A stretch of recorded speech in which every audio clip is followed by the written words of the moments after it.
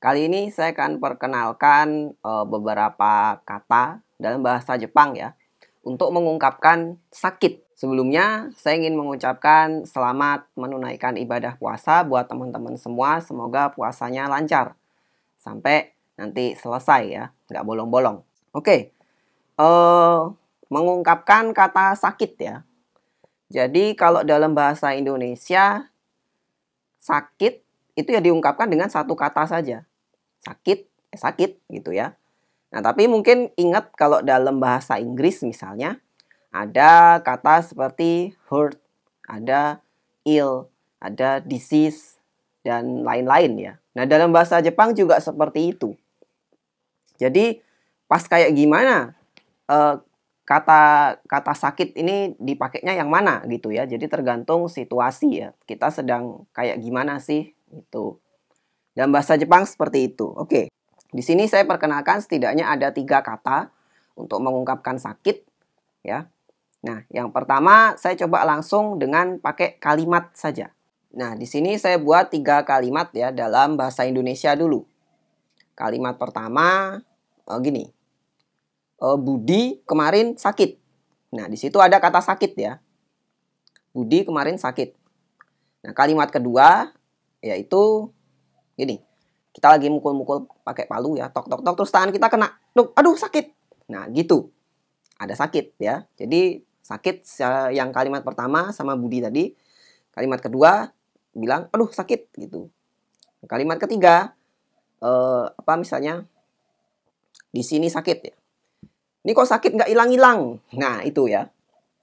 Kalimat ketiga seperti itu. Sakit kok nggak hilang-hilang. Ini sakit kok nggak hilang-hilang gitu. Yang pertama tadi Budi kemarin sakit. Kemudian aduh sakit. 3. Ini kok sakit nggak hilang-hilang. Nah, jadi ada 3 kalimat itu tadi ya. Masing-masing itu kata sakitnya akan diungkapkan dengan kata yang berbeda kalau dalam bahasa Jepang. Coba kita explore dulu untuk yang pertama ya. Di kalimat pertama ada Budi kemarin sakit. Nah, sakit dalam kalimat pertama ini diungkapkan dengan kata byoki. Byoki itu termasuk kata benda. Artinya 1, sakit. 2, bisa juga artinya penyakit. Jadi kalau diterjemahkan mentah-mentah, bisa kita bilang Budi sedang berpenyakit. Gitu ya.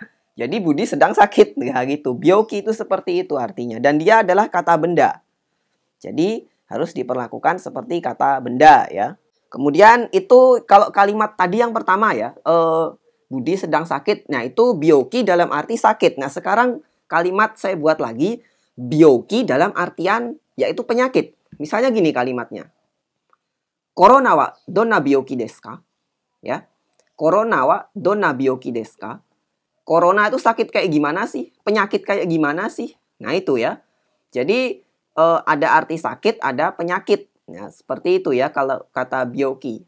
Jadi yang pertama sakit itu diungkapkan dengan kata byoki. Nah, kalimat tadi Budi kemarin sakit itu kalau di bahasa Jepang jadinya Budi wa byoki deshita. Kino Budi wa byoki deshita gitu ya. Byoki dipakai. Oke, sekarang kalimat kedua. Tadi kan kalimat kedua ini ya, lagi mukul-mukul palu. Terus tangan kita kena tok, aduh sakit. Nah, itu.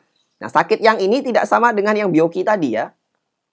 Byoki itu tadi penyakit atau sakit. Nah, kalau yang ini untuk sebagai ekspresi ya, seruan secara spontan kita bilang sakit gitu. Itu pakai kata itai. Pakai kata itai. Jadi itai ini adalah masuk grupnya kata sifat i ya. Kata sifat. Karena kita waktu kena pentok-tok gitu kan langsung ngerasain sifat sakitnya. Sementara kalau byoki tadi belum tentu kita ngerasain sifat sakitnya, kan? Jadi kalau udah kena palu tok gitu kan langsung kerasa sifatnya, sakitnya ya. Jadi ini kata sifat i, berarti untuk mengungkapkan, untuk merubah-rubahnya, itu harus ikut aturan kata sifat i juga. Nah, kalau itai tadi sakit, berarti ada kalau tidak sakit gimana? Ah, nggak sakit kok gitu. Pakai gimana? Itakunai ya, karena kata sifat i, jadi itakunai ya. Jadi nggak sakit, kalau sakit itai, kalau nggak sakit itakunai ya, karena kata sifat i dia. Jadi ini fokus ke apa ya? Ekspresi secara spontan ya, reaksi secara spontan. Kalau kita ngerasain sakit, itai gitu bilangnya. Oke, itu sakit yang kedua ya. Jadi kalau misalnya kepentok palu bilangnya bioki, itu salah ya. Salah di situ.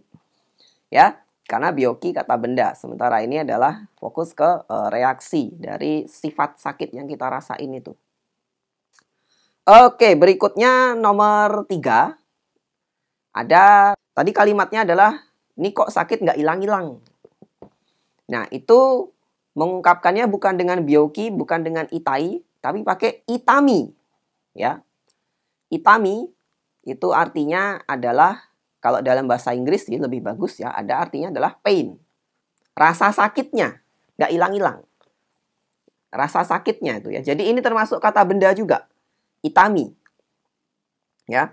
Tapi kalau mau bilang apa, misalnya yang pertama tadi bioki, ini kokono bioki ga kietenai, itu nggak bisa ya.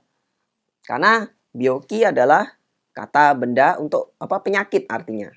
Sementara itami ini lebih ke pain-nya. Jadi disease dan pain gitu kalau bahasa Inggris ya.